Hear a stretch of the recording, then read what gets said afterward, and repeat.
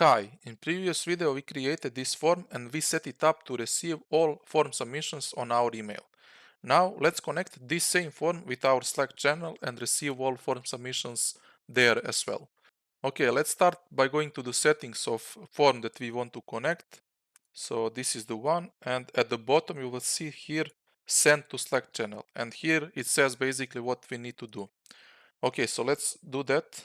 Open our Slack channel, click on your name, go to the settings and administration and manage apps.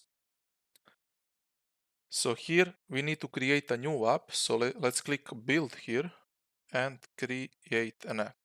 We will start from scratch.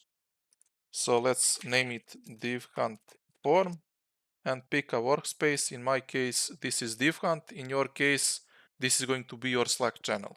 So let's create an app. Here we need to go to incoming webhooks and just enable incoming webhooks here, and at the bottom let's create a new webhook and select a channel in which you are going to receive these form submissions. In this case I will just use this one and allow. And now when this is done, we got our link here. Let's copy that and go back to our email and let's paste it here. And that's it. If we test our form now, let's go to the website. If I test it, I should receive that in my Slack as well.